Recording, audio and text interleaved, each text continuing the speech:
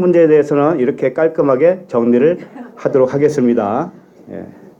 자, 그러면 오늘 말씀을 보도록 하겠습니다.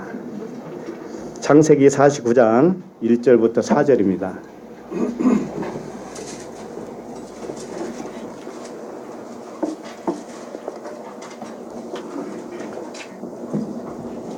창세기 49장 1절부터 4절 함께 읽겠습니다. 시작. 야곱이 그 아들들을 불러 이르되 너희는 모이라. 너희가 후일에 당할 일을 내가 너희에게 이르리라.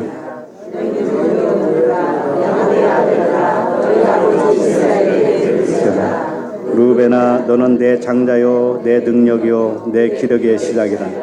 이풍이 월등하고 권능이 탁월하다마는 물에 끄는 같다. 너는 탁월하지 못하리니 내가 아버지의 침상에 올라 더럽습니다. 그가 내 침상에 올랐었도다. 아멘. 창세기 188번째 말씀, 제목은 모이라, 모여 들으라 입니다. 1절, 2절 보면 모이라가 두 번 나와요. 모이라를 두 번 말씀하셨습니다. 모이라, 그리고 모여서 무엇을 하라는 거예요? 들으라 그랬잖아요. 들으라. 우리 지금 여기 모였잖아요. 모이는 이유는 듣는 이유밖에 없어요. 사실은. 그게 가장 중요하기 때문에 그래요. 왜 들어야 되는가 하면은 야곱의 아들들이라고 그랬습니다. 처음에 표현이 야곱의 아들들아 들어라. 모여서 들어라. 그러면서 누구의 말을 들으라고 그래요? 이스라엘의. 이상하잖아요. 이 아들들은 야곱의 아들들이에요. 그래서 모일 때는 모이기까지는 야곱의 아들로 모이는 거예요. 그런데 듣는 것은 누구의 말을 들어요? 이스라엘. 같은 아버지예요. 같은 아버지. 이스라엘이 야곱이잖아요. 근데 왜 이렇게 표현하겠습니까? 우리도 마찬가지예요. 우리도 사실은 야곱의 아들들과 같은 존재였어요. 야곱의 아들들이라고 하는 이유가 뭐예요? 정체성이 뭐예요? 야곱의 아들. 혈통을 의미해요. 혈통, 육체를 따라 난 우리들이었단 말이에요. 처음에는 전부 다. 예외 없어요. 이것은. 그런데 들을 때는 누구에게 들어야 되는가 하면은 혈통으로 들으면 안 돼요. 하나님의 말씀을 예수 차원으로 들으면 안 돼요. 누구의 차원으로 들어야 돼요? 그리스도의 차원으로 들어야 돼요. 오늘 말씀이 그런 말씀이에요. 근데 중요한 것은 뭐냐면 모여야 되는 거예요. 모여야.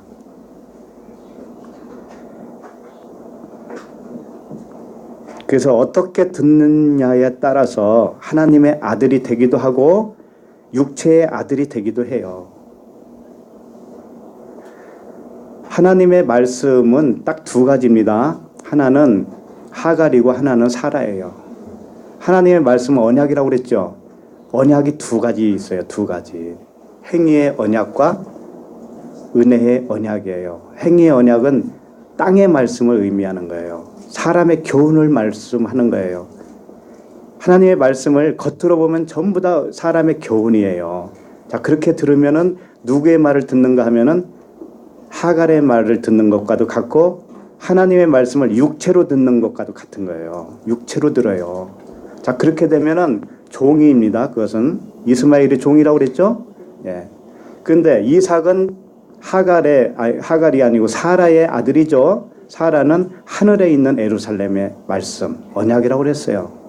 그러기 때문에 오늘도 그런 맥락에서 주어진 말씀이에요. 처음에는 야곱의 아들로 와서 이스라엘의 말을 듣는 거예요. 처음에는 하갈과 같은 이스마엘로 태어났어요. 우리가 하갈의 아들과 같이 이스마엘로 태어난 육체였단 말이에요. 육체인데 이 육체로서는 하나님과 하나 될 수 있어요? 없어요? 없어요. 왜? 하나님은 영이시라 그랬어요. 하나님이 영이시기 때문에. 그러니까 영에 속한 말씀을 들어야 나도 영적인 자녀가 될 수 있는 거죠. 자, 1절을 다시 한번 읽겠습니다. 1절 시작. 야곱이 그 아들들을 불러 이르되 너희는 모이라. 너희가 후일에 당할 일을 내가 너희에게 이르리라. 네. 야곱이 아들들을 불렀습니다. 그러고 나서 후일에 당할 일을 너에게 이르겠다. 이렇게 말씀을 하셨어요. 49장은 여섯째 날에 속합니다. 그리고 50장은 이제 마지막 장이죠. 그건 안식의 장이에요. 일곱째 날. 그래서 49장은 야곱이 12 아들들에게 축복을 하고 난 다음에 죽어요. 이제는 죽는 이야기. 거기까지가 49장이에요. 여기 보면 야곱이 아들들을 불러서 후일에 대하여 이르는 것은 12 아들에게 축복하는 것이에요. 그러니까 내가 후일에 일어날 일을 내가 너희에게 이루겠다라고 하는 것이 뭐냐면 축복이란 말이죠. 축복이에요. 49장 28절을 보세요. 축복이 다 끝나고 여기 기록한 말씀이에요. 한번 읽어볼게요. 이들은 이스라엘의 12지파라 이와 같이 그들의 아버지가 그들에게 말하고 그들에게 축복하였으니 곧 그들 각 사람의 분량대로 축복하였더라. 네. 오늘 49장 1절부터 야곱이 아버지가 아들들을 불러놓고서 여러 가지 말을 합니다. 한 사람 한 사람 이야기를 해요. 그렇게 하는 것이 뭔가 하면은 축복이었다 이거예요. 복을 내렸다 이거예요. 자, 그러면 오늘 이제 처음에 축복받는 사람이 누구예요? 장자. 루벤이죠. 루벤. 근데 루벤에 대한 축복이 마음에 들어요? 안 들어요? 안 들죠. 축복이 아니라 저주예요. 저주. 들어보니까. 근데 사람의 눈으로 볼 때는 그게 저주로 보일 수밖에 없죠. 근데 하나님은 이게 분명히 축복이라는 거예요. 이게 축복이라는 거예요. 자, 우리의 삶도 마찬가지입니다. 하나님이 저주를 내린 것 같은 나의 인생 길이 있었어요? 없었어요? 없는 분이 더 많은 것 같은데. 잘 살아오셨나 보네. 우리가 살아오다 보면은 저주스러운 일들을 많이 당해요. 근데 하나님은 뭐라고 그래요? 그걸 축복이라고 그래요.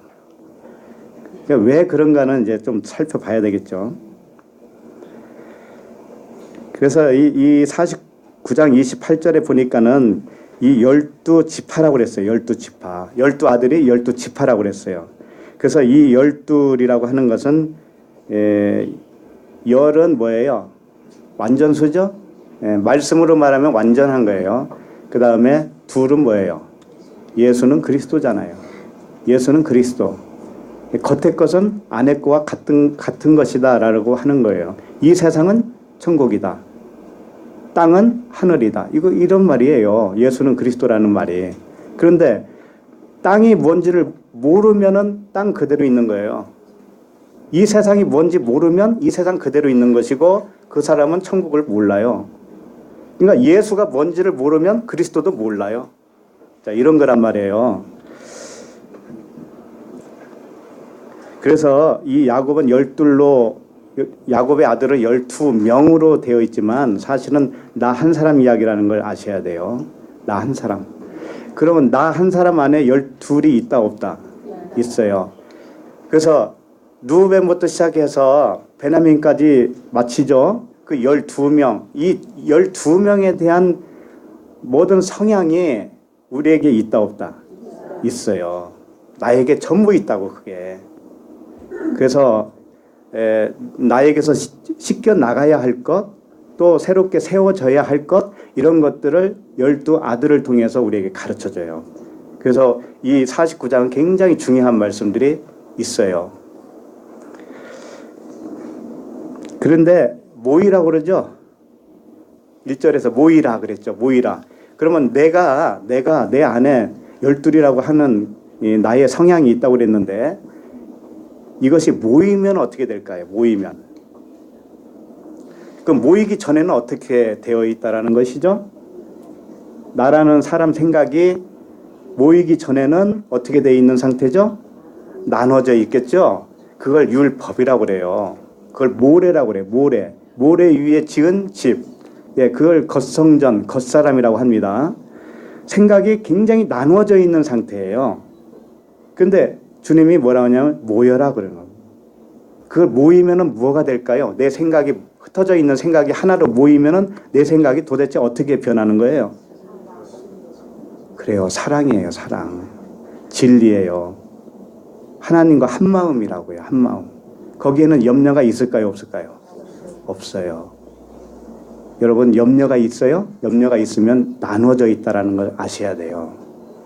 지금 내가 염려가 있다. 그럼 내가 지금 생각이 나누어져 있다라니까. 흩어져 있다라니까요. 근데 하나로 모이면 염려가 없어요. 염려는 두 마음을 의미하는 거예요. 그래서 모이라고 한 겁니다. 굉장히 중요한 것이죠. 모이는 것이 중요한 거예요. 내 안에서 내 생각이 모이는 거 중요하고 겉에 거 우리 이 한 사람 한 사람도 이렇게 모이는 거 중요한 거예요. 왜? 모이면은 한 말씀을 들어야 안 들어요? 듣잖아요. 근데 흩어져 있으면은 한 마음이 돼야 안 돼요? 안 되잖아요. 이게 모형으로도 보여주잖아요. 1절을 다시 보시면 야곱이 아들들을 불러 이르되 너희는 모이라 그랬어요. 야곱의 12 아들들이 모여야 이스라엘의 아들이 되어요. 그럼 우리도 우리 마음이 모여야 어떻게 된다는 거예요? 이스라엘의 아들, 영적 아들이 된다 이거예요. 그런데 여기 보면 너희가 후일에 당할 일을 내가 너희에게 이르리라 그랬죠? 후일에 당한다고 그러니까 이게 굉장히 무서워 보이잖아요. 그죠? 이게 무슨 이야기냐면은 후일이라고 하는 뜻이 마지막 날이라는 뜻이에요. 끝날 날. 뭐가 끝나는 날일까요? 자, 십자가에서 죽으면 뭐가 끝나요? 네? 율법이 끝나고 육이 끝나잖아요. 그죠? 그리고 무엇으로 살아요? 영과 진리로 사는 것이죠. 그러니까 끝날 날이 뭐냐면 십자가의 죽음을 의미하는 거예요. 그러니까 이 12 아들들을 모여놓고 이스라엘이 뭔가를 말을 하고 그 말을 다 듣고 나면 어떻게 된다는 거예요? 육은 죽고 영으로 살게 되는 거예요. 그 말씀이란 말이에요. 그 당할 일이라고 한 거죠. 당할 일이라고 그러니까 막 아주 굉장히 무시무시하게 여기잖아요. 선입관이. 후일에 당할 일이라고 하는 것은 마주하게 될 일, 생겨날 일, 이런 뜻이에요. 그러니까 주님의 복음의 말씀을 듣다 보면은 내가 끝날 날이 와요. 무엇가 끝나느냐? 내 생각이 끝나요. 첩다한 내 생각, 내 관점, 내 율법이 끝나버려요. 그게 십자가의 죽음입니다. 끝나면 무엇을 마주하게 되는가 하면은 그리스도를 맞이하게 되는 거예요. 그리스도가 내 안에 오신 것과도 같아요. 그렇게 되면 내 언어가 바뀔까요? 안 바뀔까요?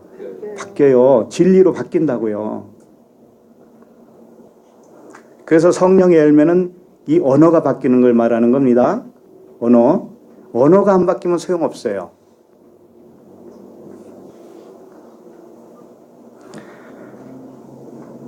야곱의 아들들을 모이게 해서 말씀을 하는 이유는 야곱의 혈통 아들이 끝나는 거예요. 사실상 혈통으로서는 끝나고 새로운 영적 아들로 생겨나게 하는 것이에요.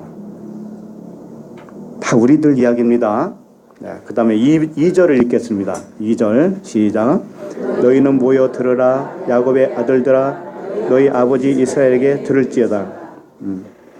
여기서 보면 야곱의 아들들로 모여서 누구에게 들으라고 하죠? 이스라엘이죠. 야곱의 아들 하면은 혈통이에요. 육체예요. 근데 아버지 이스라엘 하면은 영과 진리신 하나님이에요. 하나님의 말씀을 들어라.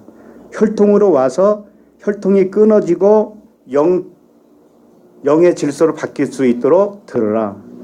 진리의 복음을 들어라. 이제 이런 말씀이죠. 우리도 마찬가지입니다. 우리도 처음에는 육의 관점으로 살았어요. 전부 다 하나님의 말씀을 행위로 지키려고 했었다고요. 자, 이것이 육체를 따라 섬기는 거였었어요. 자, 이렇게 섬기던 우리들이 믿음이 생겨야 돼요. 믿음이 뭐냐면은 뭐라고 그랬어요? 믿음이 생기려면 어떻게 해야 된다고 그랬어요? 기억나세요? 믿음은 들음에서 난다. 근데 누구의 말을 들어야 된다? 그리스도의 말씀. 그리스도의 말씀이 뭐냐면 말씀이 로고스가 아니에요. 네마에라고, 네마의 말씀. 이 겉의 말씀이 아니란 말이에요. 겉의 말씀을 들으면 죽음이에요. 그것은 멸망이라고요. 그래서 그리스도의 네마의 말씀을 듣고 영적 아들로 태어나게 하기 위한 하나님의 사랑이란 말이에요. 이게. 자, 그런데 모이라라고 하는 단어가 두 번 나오죠. 1절에도 나오고 2절에도 나오죠. 그런데 이 단어가 각각 달라요. 각각 다르다고. 왜 한 단어로 모이라 그러지? 왜 각각 다른 단어를 썼을까요? 예, 1절 말씀에 어떻게 되어 있어요? 야곱이 그 아들들을 불러 이르되 너희는 모이라 그랬어요. 모이라 그랬죠. 자, 2절에는 모여서 들으라 이렇게 되어 있죠. 근데 이 모이라라고 1절은 뭐냐면 아사프라고 하는 단어입니다. 아사프. 그러니까 두 번 모인다라는 거예요. 정확하게 말하면 두 번 모여야 되는 거예요. 근데 첫 번째 모임이 뭐냐면 아사프다. 이것은 뭐냐면 이런 것과도 같아요. 모이라고 하는 것은 뭐예요? 이렇게 모이는 거죠. 그런데 그 단어를 아사프를 그 단어로만 쓴 게 아니에요. 모이는 것이 아니고 모이는 것의 반대로도 썼다라는 거예요. 모이는 거의 반대가 뭘까요? 떠난다라는 뜻이거든요. 떠난다.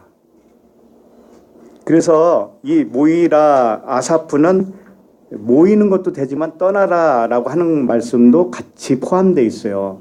그래서 이 말씀을 어디서 다른 말씀으로 찾아볼 수 있냐면 창세기 30장 23절을 보도록 하겠습니다. 시작. 그가 임신하여 아들을 낳고 이르되 하나님이 내 부끄러움을 씻으셨다 하고, 이 씻으셨다가 뭐냐면 아사프, 똑같은 단어예요. 모이라라고 하는 단어가 아사프라고 그랬습니다. 근데 씻으셨다라고 하는 단어로 사용했다라는 거죠. 자, 씻으면은 떠나는 거예요, 모이는 거예요? 떠나는 거죠. 자, 그랬는데 부끄러움을 씻었어요. 부끄러움이 떠났다라는 의미죠. 그럼 부끄러움이 떠난 대신 뭐가 온 거예요? 아들을 낳고, 임신하여 아들을 낳고 이르되 그랬으니까 아들이 왔잖아요. 아들을 얻고 부끄러움은 떠났어요. 요게 모이라고 하는 단어라고. 자, 그럼 우리들도 여기 모이면은 모이니까 뭔가 얻어요. 얻는데 떠나가는 게 있다라는 거예요? 없다라는 거예요? 있어요. 분명히 떠나가는 게 있다고요. 뭐가 떠나갈까요? 그렇지. 율법, 육체의 생각, 육신의 생각이 떠나가는 거예요. 그래서 모임이 필요하다라는 겁니다. 그러면 내 생각 속에서도 모임이 있어야 된다고 그랬죠? 내 생각 속에서. 내 생각 속에서 진리의 말씀을 들으면 그게 내 생각 속에서 뭐가 떠나가냐면 내 육신의 관점이 떠나가요. 떠나가고 뭔가를 얻어요. 뭐가 있어요? 얻는 게 뭐겠어요? 진리죠, 진리. 영과 진리, 사랑이죠. 네, 그렇게 이 동시적으로 일어나는 일이에요. 그래서 이 첫 번째 모이라라고 하는 것은 뭐냐면은 부끄러움을 씻는 거예요. 부끄러움을 씻는 거. 이게 세례라는 뜻이에요. 세례. 물세례 들어보셨죠? 물세례. 홍해에서 물세례를 받았습니다. 그러면 뭐가 떠나요? 일단 떠나는 게 애굽이라고 하는 육체가 떠나요. 그리고 새로운 광야로 접어들면서 새로운 자기의 신분이 주어져요. 그게 영적인 신분이에요. 그래서 그때부터 천년왕국이라고 하는 겁니다. 하늘의 관점으로 바뀌어요. 이게 물세례예요. 물세례. 그래서 모이라라고 첫 번째 했을 때는 그게 물세례로 주겠다 이런 뜻이에요. 그러면 2절에 모여라고 하는 단어가 또 나오죠. 2절에서 모여는 뭐냐면 카바츠라고 하는 단어예요. 카바츠는 뭐냐면 수확하다라는 뜻이에요. 수확. 완전히 알곡을 모아서 곡간에 넣는 그런 거라고 말이에요. 그래서 이걸 수확하다 또는 확실히 들어올리다 이런 뜻으로 사용하고 있어요. 확실히 들어올리는 게 뭘까요? 땅에서 들림받는 게 뭐예요? 하늘 자녀로, 하늘의 아들로 완전히 그 하늘 나라에 들어가는 거잖아요. 그죠? 그러니까 이걸 불세례라고 하는 겁니다. 불세례.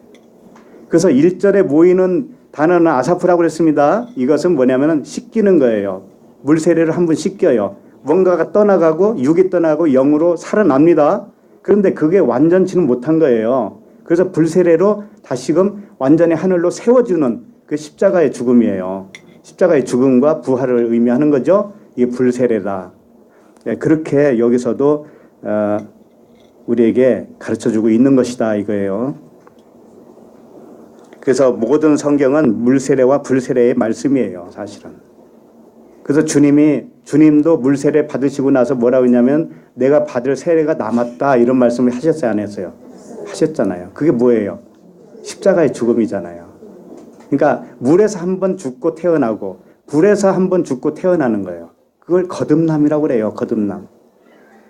근데 그걸 모르고 무조건 교회만 다니면 거듭났다고 하잖아요.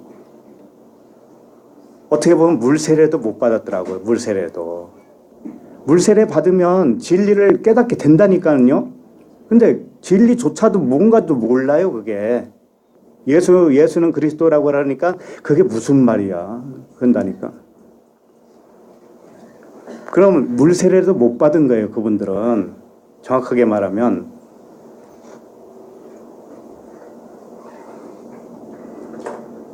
그래서 모이는 것의 의미는 육신의 율법으로 있으면 흩어져 있는 거예요. 흩어져 있어요. 그러다가 모여라라고 해서 모이면 하나님과 한 마음이 되는 것이죠. 영과 진리의 말로 하나가 되는 것이에요. 이걸 사랑이라고 그래요. 사랑. 그 변화된 말로 우리가 서로 소통하잖아요. 그럼 그게 서로 사랑이에요. 서로 사랑. 마태복음 23장 37절을 읽어보도록 하겠습니다. 시작. 예루살렘아 예루살렘아 선지자들을 죽이고 내게 파송된 자들을 돌로 치는 자여 암탉이 그 새끼를 날개 아래에 모음같이 내가 내 자녀를 모으려 한 일이 몇 번이더냐. 그러나 너희가 원하지 아니하였더라.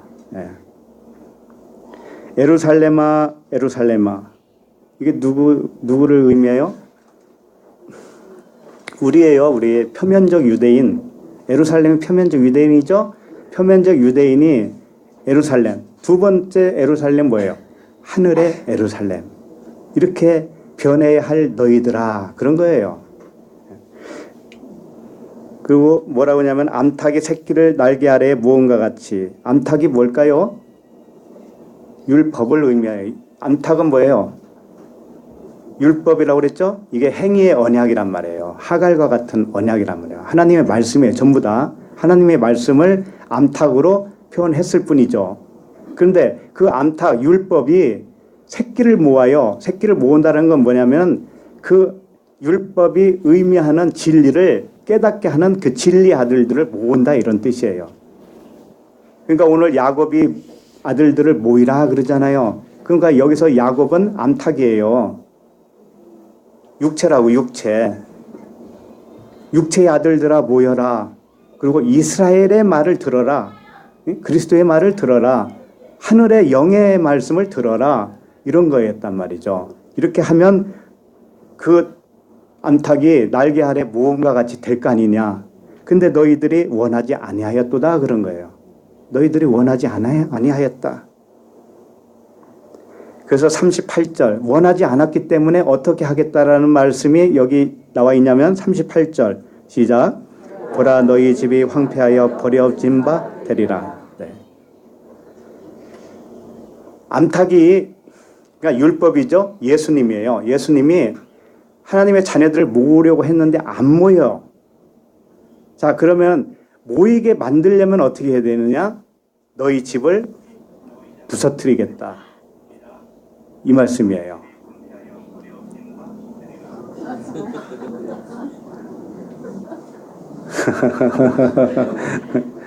감사해요. 그래서 너희 집이 무너진다는 건 뭐예요? 우리 겉사람이잖아요. 육체죠? 육체의 생각이죠? 이것을 무너뜨리는 게 뭐냐면 모일 수 있도록 한다라고 하는 거예요. 모일 수 있도록 조치하는 게 뭐냐? 우리의 육신을 황폐하게 만드는 거예요. 육신의 생각을 황폐하게 만들어 하나님이. 그러면 그분의 말씀을 들으려고 모일까요, 안 모일까요? 모이게 되어 있어요. 장사가 없다고요. 하나님의 방식은 다 그런 방식이에요. 자, 39절 시작. 내가 너에게 이르노니 이제부터 너희는 찬송하리로다. 주의 이름으로 오시는 이여 할 때까지 나를 보지 못하리라. 너희 집이 황폐해지면, 그러니까 겉사람이 무너지면 어떻게 되냐면 육체 예수와 함께 죽은 거예요, 산 거예요? 죽은 것이 되죠. 그러니까 육체 예수를 그때부터는 볼까요, 안 볼까요? 못 봐요. 그러니까 그 말씀이라고요, 이게.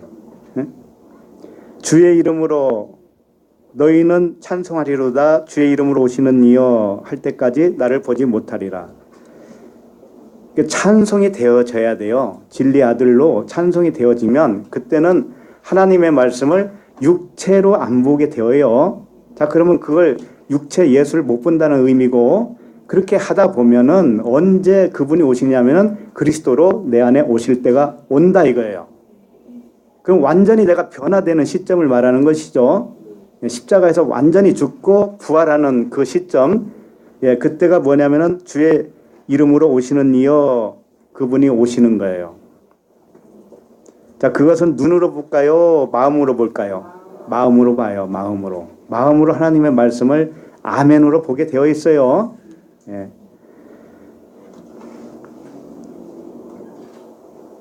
자, 오늘 본문으로 다시 돌아옵니다. 2절로 돌아오면 너희 아버지 이스라엘에게 들을지어다 그러죠. 그러니까 우리 집이 황폐해지고 겉사람이 황폐해지고 무너지고, 그 다음에 육체를 못 보게 되고, 그 다음에 눈에 보이지 않는 그리스도를 앙망하는 그렇게 되려면은 누구의 말을 들으라고요? 이스라엘에게 들으라 그런 거예요. 이스라엘에게 들어라. 그래서 로마서 10장 17절, 그러므로 믿음은 들음에서 나며 들음은 그리스도의 말씀으로 말미암니다. 예. 진짜 믿음이 생기려면, 진짜 믿음 하니까 가짜 믿음도 있다는 얘기잖아요. 그죠? 예, 가짜 믿음이 있었다니까요. 진짜예요. 가짜 믿음으로 살았었어요, 우리가. 근데 진짜 믿음이 생기려면 예수 안에 있는 그리스도의 말씀, 레마, 이 표면 속의 이면의 본질, 그 본질을 들어야 진짜 믿음이 생긴다 이거예요. 그래서 육체 아버지 야곱 안에 있는 영적 아버지 이스라엘에게 들어라, 아마르로 들어라, 이런 뜻이에요.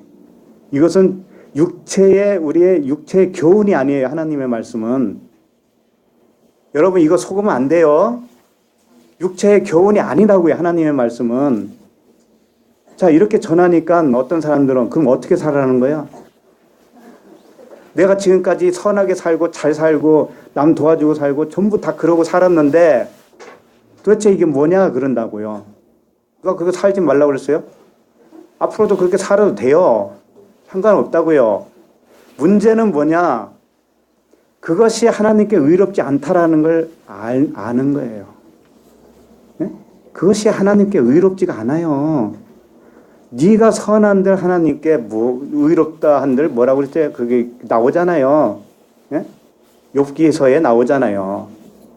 네가 의로운들 하나님께 무슨 상관이고 네가 악한들 하나님께 뭐가 대단하냐? 이런 말씀이 있어요, 없어요? 예, 근데 사람은 속아요, 속아.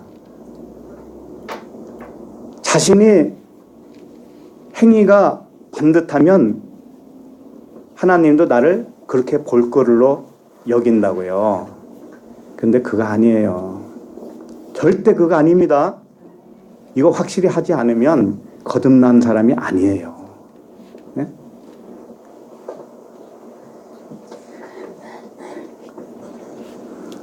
자, 그럼 3절을 읽겠습니다. 3절. 지금부터는 3절부터는 이제 진짜 이스라엘, 그 아버지 이스라엘이 아들들에게 하는 말이에요.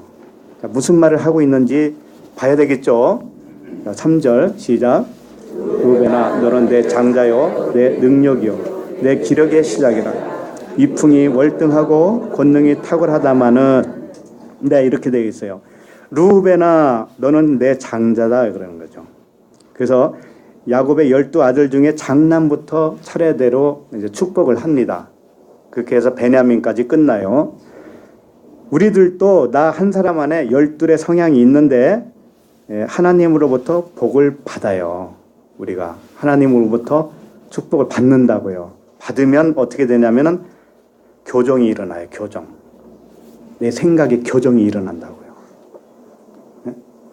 그러니까 교정을 많이 받으려고 아예 이름을 교정으로 지은 분도 있더구만요. 간증도 하셨잖아요. 교정이 일어나요. 교정을 받으셔야 돼요. 그 첫 번째가 장자 르우벤이다. 자, 르우벤아 너는 내 장자요 그랬어요. 르우벤이라고 하는 뜻이 뭘까요? 르우벤. 르우벤은 라와 벤이 합성어예요. 라는 뭐냐면 본다라는 뜻이에요. 본다. 벤은 뭐예요? 아들이죠. 그러면 무슨 아들이에요 이게? 보이는 아들이 되겠죠? 보이다, 나타났다 이런 뜻이에요. 그게 누구예요? 말씀이 육신이 되신 예수예요. 예수. 그럼 우리도 말씀이 육신이 됐어요? 안 됐어요? 우리도 말씀이 육신이 된 거예요. 그러니까 우리도 뭐예요? 예, 작은 예수. 그 예수라고 하면 안 되고 우리도 예수와 합하여 죽어야 할 육체 예수잖아요. 그죠? 그렇게 해야 그리스도와 한 영으로 또 하나가 되어지죠. 예. 그래서 르우벤은 예수님의 모형을 가지고 있습니다. 그리고 나로 말하면 나의 육신의 성향을 대표하고 있어요. 르우벤이.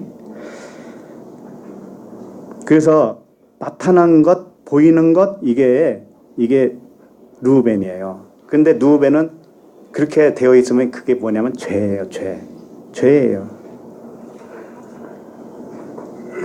그래서 너는 내 장자요 그랬습니다. 장자. 르우벤이 장자라는 거예요. 장자가 뭐예요? 초태생을 의미하죠. 처음 태어난 자. 베코르라고 하는 단어인데 초태생 또는 장자 또는 우두머리 이렇게 되어 있어요. 우두머리. 장자는 나타난 것이고 육신에 속한 것이고 첫 번째고 자기가 자기 우두머리예요. 자기 머리로 살고 있는 자기 머리. 네, 그런 상태예요. 그래서 하나님은 이 장자를 죽이는 데에 목적이 있다 없다? 있어요. 이 장자를 죽여야만이 베냐민이죠. 제일 막내 베냐민이 되는 거예요. 출애굽기 11장 5절에 있는 말씀을 보시겠습니다. 시작. 애굽 땅에 있는 모든 처음 난 것은 왕위에 앉아 있는 바로의 장자로부터 맷돌 뒤에 있는 몸종의 장자와 모든 가축의 처음 난 것까지 죽으리니. 네. 이제 창세기 끝나면 출애굽기를 하게 될 것 같아요. 출애굽기도 참 재미난 스토리가 많죠. 예. 여기 보면은 애굽 땅에 있는 모든 처음 난 것은 왕위에 있는 것이나 바로의 장자, 또 맷돌 뒤에 있는 몸종의 장자. 맷돌 뒤에 있는 몸종의 장자가 뭘까요? 이게 왜 확실히 왜 하필이면은 맷돌 뒤 이렇게 표현했는지 모르겠어요. 맷돌이 숨어져 있는 얼마나 크길래 맷돌 뒤에. 맷돌도 윗짝과 아랫짝이 있다고 그랬죠. 맷돌 뒤라고 하는 것은 아랫짝을 의미해요. 그러니까는 이 몸종은 뭐예요? 율법이죠. 하갈과 같은, 그죠?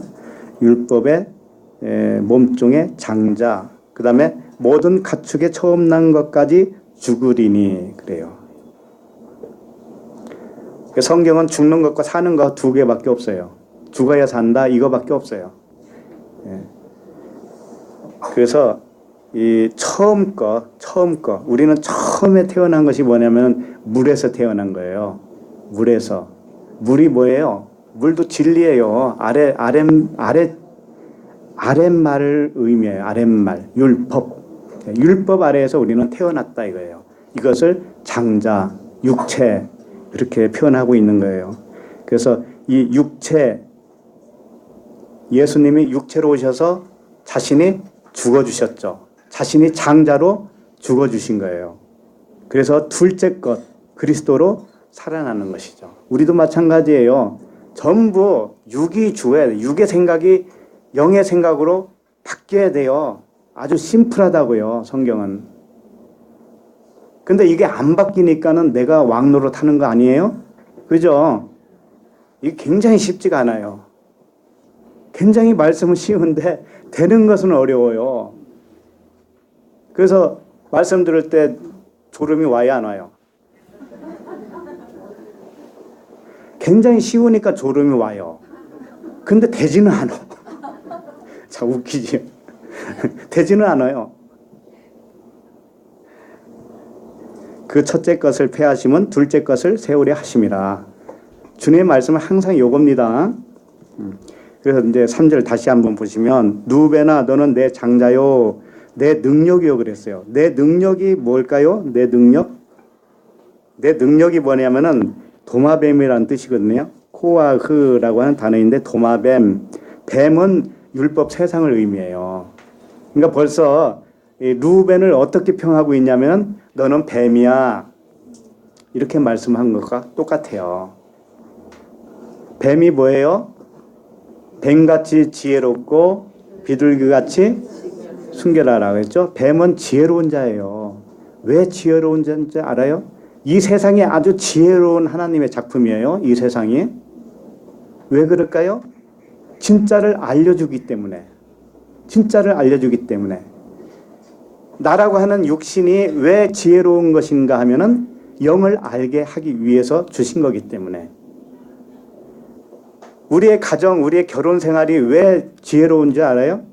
그걸 통해서 하나님과의 결혼을 하게 하기 위해서 주신 거기 때문에 그래요. 그걸 모르고 하는 결혼은 뭐라고 그랬어요? 홍수를 어떻게 해야 된다고 그랬어요? 말씀 세례를 받아야 된다고 그랬잖아요. 율법 세상의 능력이에요. 육신의 능력, 율법의 능력을 의미하는 겁니다. 왜? 율법이 왜 능력이 있냐면 죄를 깨닫게 하기 때문에 그래요. 그죠? 율법의 기능은 딱 그거 하나밖에 없어요. 율법의 기능은 죄를 깨닫게 하는 것이다. 죄를 어떻게 깨닫게 하는 걸까요?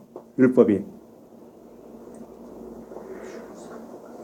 율법의 행위로는 하나님께 의롭다함을 얻을 장사가 없다라는 걸 깨닫게 해줘요. 아셨죠? 그 다음에 내 기력의 시작이라. 내 기력의 시작이라. 이게 기력이 뭐냐면 온이라고 하는 단어예요. 온. 그리고 시작은 레시트 이렇게 되어 있어요. 이게 뭐냐면 온이라고 하는 뜻은 헛되다라는 뜻이에요. 헛되다. 그러니까 누베나 이런 거예요. 누베나 네가 머리야. 네가 너의 머리야. 그런데 그게 헛된 거야. 이런 말이라고요. 자, 그럼 우리에게도 육신의 머리가 있지요. 내 생각이 있죠. 내 관점이 있고 기준이 있죠. 요게 주님이 뭐라고 하고 싶은 줄 알아요? 그거 헛된 거야. 그래서 전도서에 보면 뭐라고 해요? 헛되고 헛되니 헛되고 헛되도다. 이게 몇 번 나와요? 5번 나온, 7번 나왔나요? 5번 나왔나요? 하도 5, 7 막 이런 게 많아가지고는 헷갈려. 나도 헷갈려 이제.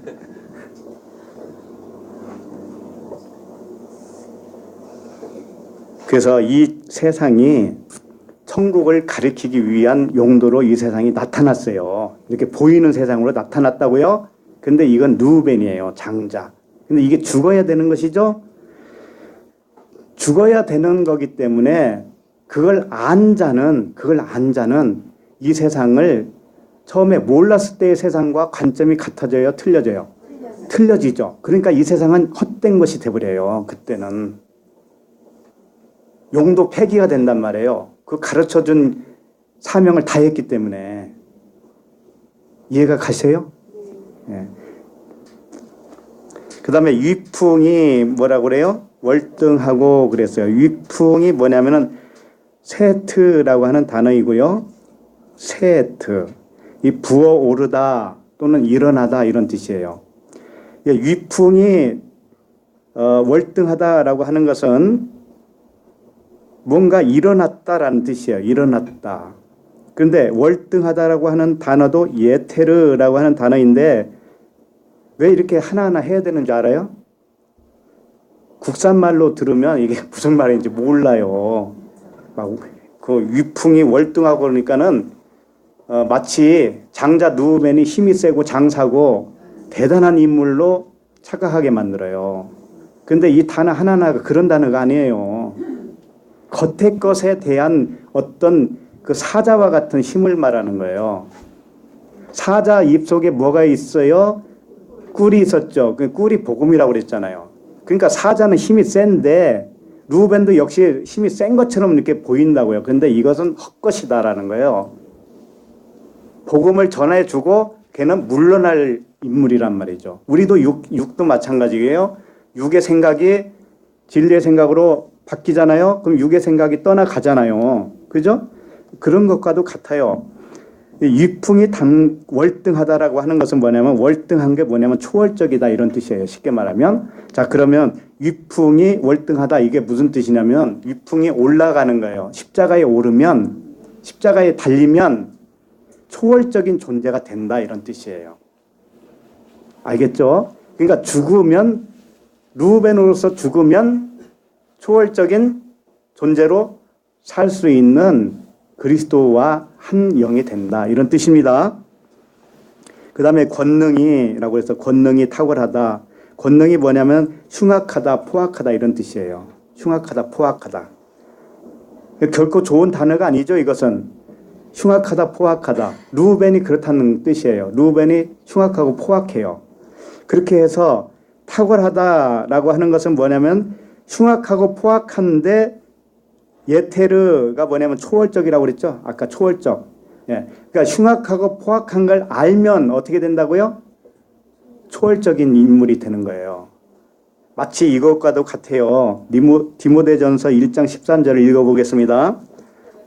내가 전에는 비방자요 박해자요 폭행자였으나 도리어 긍휼을 입은 것은 내가 믿지 않을 때에 알지 못하고 행하였습니다.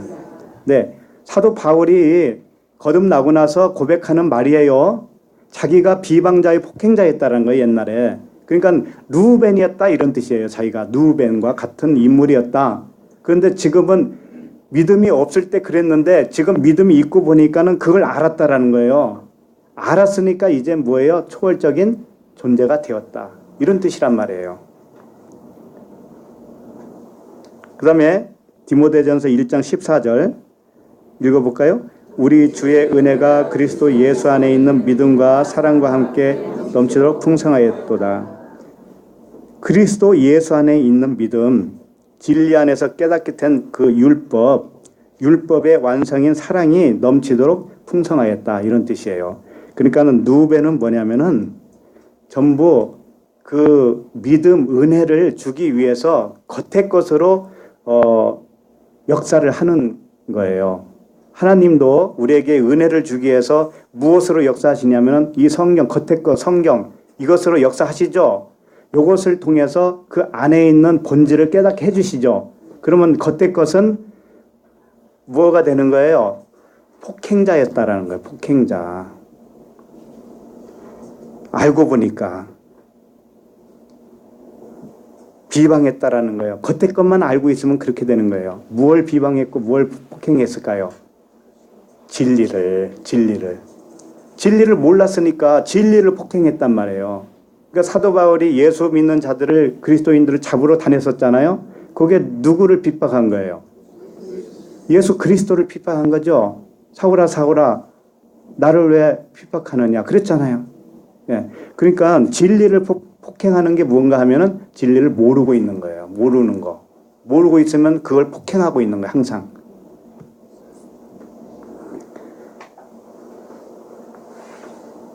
자, 로마서 6장 3절을 읽겠습니다. 시작. 무릇 그리스도 예수와 합하여 세례를 받은 우리는 그의 죽으심과 합하여 세례를 받은 줄을 알지 못하느냐. 네. 우리가 처음에 루벤이었어요. 장자였는데 예수와 합하여, 예수도 장자예요. 예수도 육체란 말이에요. 육체로서는 하나가 되어서 죽어. 그렇게 합하여 세례를 받은 줄을 알지 못하느냐 그러잖아요. 그렇게 알아야 된다라는 거예요.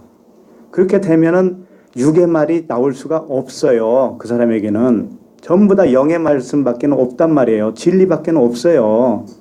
말은 한국말은 똑같이 쓰는데 진리를 표현하고 있단 말이에요. 전부 다. 우리는 그렇게 나눠야 돼요. 나눔할 때도. 자, 그럼 4절을 읽고 마치도록 하겠습니다. 자, 4절 시작. 물의 끓음 같다 쓴즉 너로 탁월하지 못하리니 내가 아버지의 침상에 올라 더럽혔음이로다. 그가 내 침상에 올랐었도다. 자, 루벤에 대해서 이게 축복이라고 그랬습니다. 루벤을 지금 복을 주는 거예요. 루벤에게. 그런데 이상하지 않아요? 물의 끓음 같다 쓴즉 너는 탁월하지 못하리니. 이제 본색이 드러나잖아요. 아버지가 루벤에 대해서 굉장히 지금 언짢은 말을 하는 것 같이 보인단 말이에요. 너는 탁월하지 못하리니 내가 아버지의 침상에 올라 더럽혔음이로다. 그가 내 침상에 올랐었도다. 이게 무슨 이야기일까요? 루벤이 침상에 올랐다는 건 뭐예요? 아버지의 침상에 올랐다는 게. 아버지의 아내 중에 비라가 있어요. 비라와 동침한 사건이 있었죠. 예, 그 사건을 지금 여기서 말하는 거예요. 내내 얘기 없다가 이제 죽을 때가 돼가지고 뒤끝이 장렬해가지고 아버지가 한마디 하는 거예요. 이제 이게 축복하고 죽었다니까요. 근데 이게 축복이라겠다니까. 축복. 이제 좀 있으면 그게 무슨 얘기인지 이제 알 수 있어요. 일단은 물의 끓음 같았은즉이라고 하는 것은 물은 마임이라고 그러잖아요. 마임. 물은 위에 물과 아랫 물이 있어요. 그러니까 물은 진리를 말하는 것이고 말씀을 말씀하는 거예요. 말씀이 위에 말씀, 아랫 말씀이 있다라는 거죠. 위에 말씀이 뭐예요? 진리죠. 아랫 말씀은 율법인데 좀 구체적으로 얘기해봐요. 사람의 교훈이란 말이에요. 그게 육체의 교훈. 그런데 이 물이 물의 끓음 같았다 이렇게 돼 있죠. 끓음 같다. 이 끓음이 뭐냐면 파하즈라고 하는 단어인데 이 거품이란 뜻이에요. 거품. 그러니까 물이 진리는 진리예요. 말씀은 말씀인데 루벤이 말씀이란 뜻이죠. 루벤이 말씀은 말씀인데 무슨 말씀이라는 뜻이죠? 거품. 거품 뭐가 뭐 영향이 있나요? 그러니까 이게 전부 다 한 말씀을 계속 하고 있잖아요. 율법, 이건 거품이다라는 뜻이죠. 거품. 예, 그런 뜻이에요. 이 모형과 그림자로 준 이 보이는 세상이 있죠. 우리 육체를 포함해서 이 보이는 것, 이것을 영으로 해석하지 못하면 장자로 그냥 사는 거예요. 영으로 해석하지 못하면. 그냥 그 보이는 대로만 살면 뭐냐면 장자예요. 내가 아직도 장자라고. 그 장자가 죽어야 되는데 못 죽었단 말이죠. 그렇게 돼야 되는 거예요. 그래서 이건 사실상 거품인데 거품인 줄 모르고 살면 되겠습니까? 안 되겠죠? 그래서 너는 탁월하지 못하리니 그래 또 탁월하지 못했다. 이게 뭐냐면은 야타르라고 하는 단어예요. 탁월이라는 뜻이. 그러면 야타르가 뭐냐면 초월하다 이런 뜻이거든요. 그러니까 초월하지 못했다 이런 뜻이죠. 그러니까 육은 뭐예요? 초월하지 못하는 거예요. 영이 초월하는 것이죠. 근데 첫 번째는 섬기는 자예요. 그러니까 영으로 가도록 섬기는 자기 때문에 섬기는 자가 영으로 넘어갈 수는 없지만 영으로 넘어가도록 뭐 하는 자예요? 섬기는 자. 그래서 요한복음 6장 63절에 보면 이런 말씀이 있어요. 시작. 살리는 것은 영이니 육은 무익하니라. 내가 너에게 이른 말은 영이요 생명이라. 네. 살리는 것은 영이라는 겁니다. 그럼 육은 무익하다고 할 때 육은 이 살덩어리를 말하는 게 아니에요. 살덩어리를 얘기하는 게 아니라고. 뭐예요 그러면? 율법. 우리 언어예요. 언어. 우리의 생각이라고. 생각. 언어. 말이라고 해요. 말. 말이 육신이냐 영이냐 이 둘로 표현하고 있는 거예요.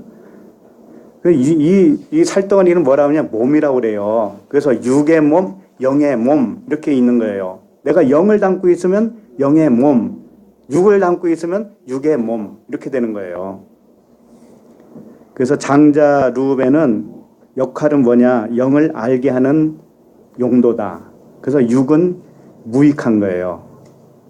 그 영을 알게 하고 나서는 폐기 처분이기 때문에 그건 무익한 거예요. 육 자체는 생명이 아니라서 초월적이지 못하다. 그래서 탁월하지 못하다. 이렇게 표현한 겁니다.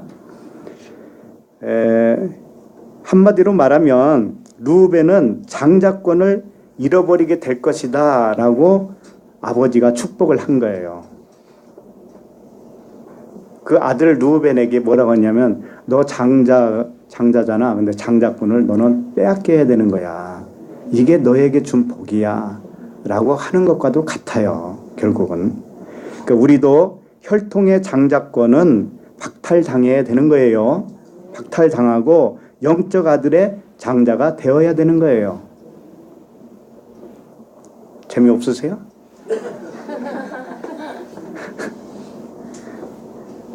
왜? 육이 좋은데 항상 육의 생각이 좋은데 내 생각이 옳은데 이러고 살아요. 사람은.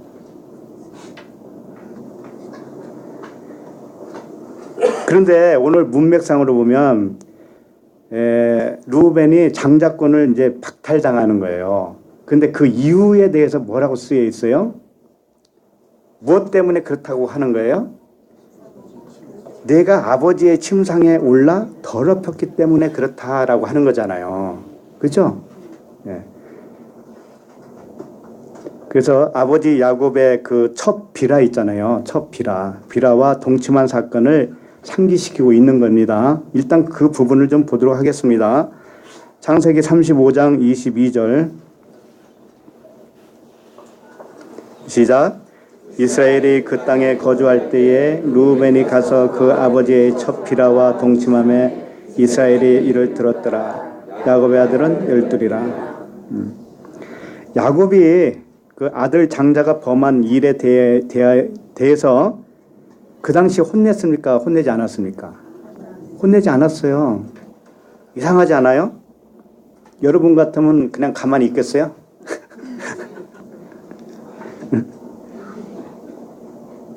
자기의 첫 아내 아닙니까? 아내에게 자기 아들이 와서 동침을 해버렸다니까요. 이게 보통 사건입니까? 이건 이방인에도 없는 사건이에요. 이것은 이방인에게는 없는 사건이 맞아요. 이게. 자, 그런데 야곱이 그 당시 아무 소리도 안 했죠. 아무 소리도 안 한 것뿐만이 아니고요. 그 22절 끝에 보세요. 이스라엘이 이를 들었더라 그랬죠. 이 들었더라가 샤마했다 이런 뜻이거든요. 그게 무슨 의미인지를 간직했다라는 뜻이에요. 오히려 옳게 여겼다 이런 뜻이에요. 그게 옳게 여겼다. 그리고 나서 야곱의 아들은 12이라 이렇게 나오죠. 예. 비라와 아들이 동침을 하니까 그때부터 야곱의 아들은 12이라 이렇게 나오는 거였어요. 그러니까 12이라고 하는 아들이 이제는 시작됐다. 그러니까 뭔가 루벤이 한 일이 사람의 육신의 생각으로 할 수 있는 것 이상의 뭔가가 있는 거죠. 있죠? 그러면 이것을 겉으로만 보면 이렇게 되잖아요. 지금 야곱이 이제 죽을 마당에 와서 그 당시는 아무 얘기 안 하다가 이제 죽기 직전에 루벤에게 이제는 옛날 생각이 난 거예요. 괘씸한 생각이 들어가지고 이놈 네가 옛날에 그랬었잖아. 그러니까 너는 장자권을 박탈당해야 돼. 이런 말로 들릴 수밖에 없죠. 자, 그런데 루벤이 어떤 일들을 지금까지 쭉 해왔는가를 우리가 한번 발자국을 살펴보자고요. 루벤이 어떤 사람인가. 루벤이 좋은 사람이란 말이에요. 한마디로 말하면. 창세기 30장 14절을 보시겠습니다. 자, 시작.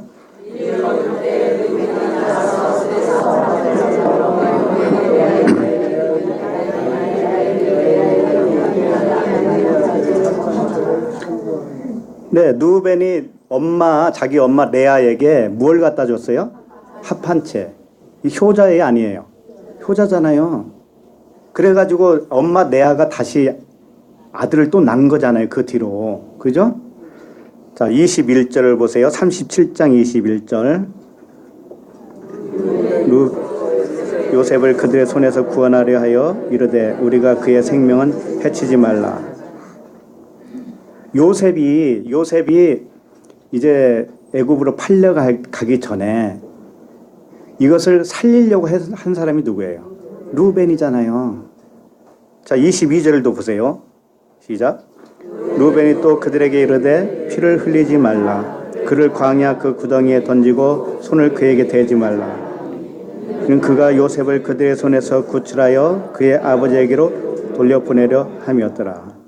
요셉을 구출하려고 했던 사람이 누구냐면 장자 루벤이었어요. 나머지 형제들은 전부 다 죽이자 이렇게 했단 말이에요. 근데 장자 루벤만 안 된다. 살리자. 이렇게 했던 사람이라니까요. 루벤이 얼마나 훌륭합니까?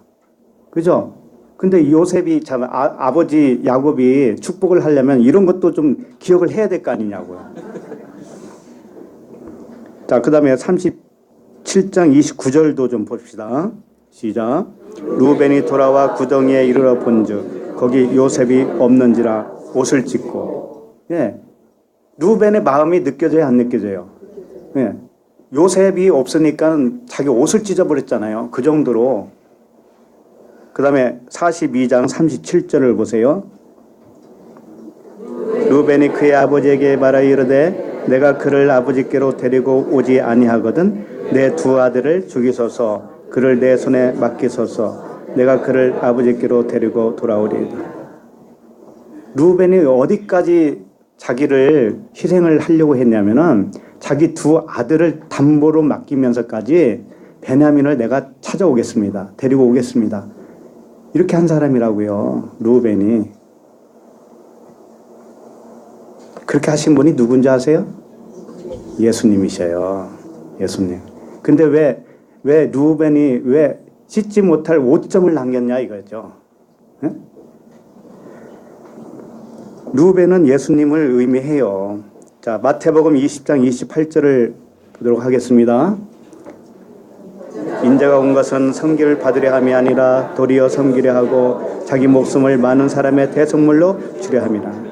주님은 섬겨요. 그리고 자기 목숨까지도 내어주는 분이시죠. 이게 루벤이란 말이에요. 루벤. 그러면 자, 루벤이 비라와 동침한 사건은 무엇을 의미할까요? 잘 몰라도 어쨌든 간에 이게 축복받을 말이잖아요. 일이잖아요. 예수님이 우리와 동침한 거 아세요? 네? 예수님이 우리와 동침한 거 아셔요? 동침하고 그분이 죽어야 안 죽어요? 죽으니까 장자권이 빼앗겨야 안 뺏겨요? 빼앗기잖아요. 이렇게 루벤이 똑같단 말이에요. 그것을 설명한 거라고요. 루벤이 비라는 야곱의 아내죠. 야곱의 아내는 언약을 의미하는 거예요. 항상. 아내는 언약이다. 그런데 침상에 올라가서 더럽혔다고 그랬습니다. 그러면 더럽히기 전에는 깨끗했다는 얘기죠. 그러면 야곱이 깨끗하다고 하는 아내를 데리고 살았죠. 자, 그런데 하나님은 뭘 가르쳐주고 싶은 거예요? 그 아내가 더럽다라는 걸 가르쳐주고 싶은 거예요. 자, 우리가 그리스도의 신부예요. 신부죠. 근데 우리가 깨끗하다고 생각을 했어요. 과거에는. 그죠? 그런데 너 깨끗하지 않아를 가르쳐주기 위해서 주님이 나와 동침을 해요.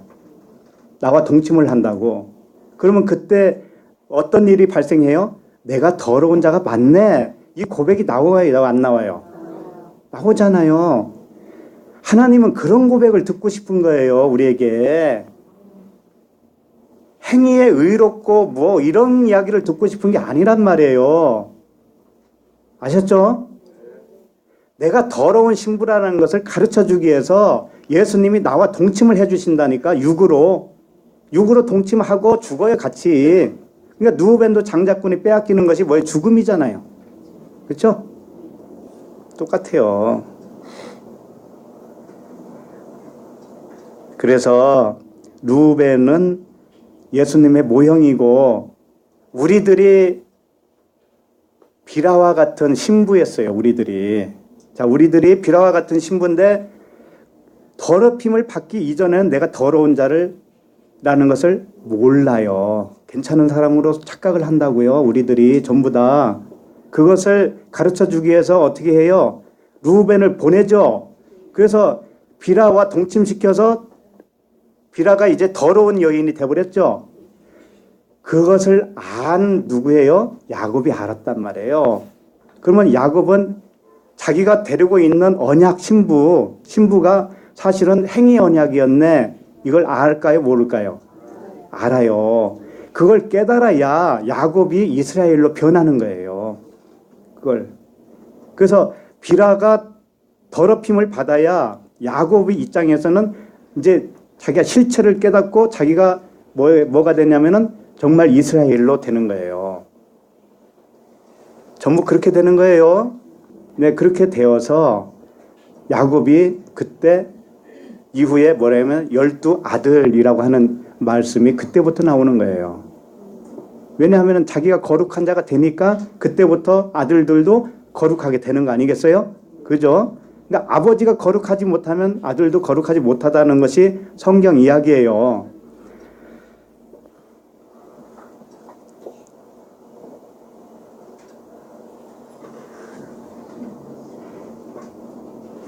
자, 그 창세기 그래도 못 믿을까 봐 29장 32절을 잠깐 보겠습니다. 시작. 레아가 잉태하여 아들을 낳고 그 이름을 루벤이라 하여 가로되 여호와께서 나의 괴로움을 권고하셨으니 이제는 내 남편이 나를 사랑하리라. 레아가 누구를 낳냐면은 루벤을 낳죠. 루벤을 낳고 나서 여호와께서 나의 괴로움을 권고했다 이렇게 되어 있어요. 그게 뭐냐면 레아가 루벤을 낳기 전에는 괴로웠다라는 거예요. 그죠? 자, 그런데 루벤을 낳고 나서는 자기 남편이 나를 어떻게 할 거라고 한 거예요? 사랑할 거다. 자, 그러면 루벤을 낳기 전에는 남편이 나를 사랑한다라는 거예요? 안 한다는 거예요? 안 한다. 그러니까 반드시 루벤이 태어나야 루벤을 통해서 남편이 나를 사랑할 거다. 그런 얘기죠. 그게 그 사건이란 말이에요. 루벤이 비라가 누구예요? 레아의 몸종이란 말이에요. 그렇죠? 그러면 레아와 하나라는 뜻이에요. 그게. 둘로 표현했지만 레아의 상태를 누가 알려주고 있냐면 비라가 가르쳐주고 있단 말이에요. 그러니까는 루벤이 비라와 동침을 함으로 인해서 레아가 정결한 자가 되는 거예요. 내가 더러운 자가 맞네. 이렇게 깨닫는 게 정결한 거예요. 자, 그러면은 남편이 자기를 사랑으로 대해줄 수 있어요? 없어요? 남편도 자기 아내가 더러운 아내였네 라는 것을 알게 되죠. 그때부터. 그렇죠? 그러면은 진리를 깨달은 거 아니겠어요? 그러면 사랑으로 레아를 대해줄 수가 있는 거예요. 그래서 내 남편이 나를 사랑하리로다. 이렇게 되는 거라고요. 시간이 있으면 더 하겠는데 이제 여기서 마치도록 하고요. 기도하겠습니다.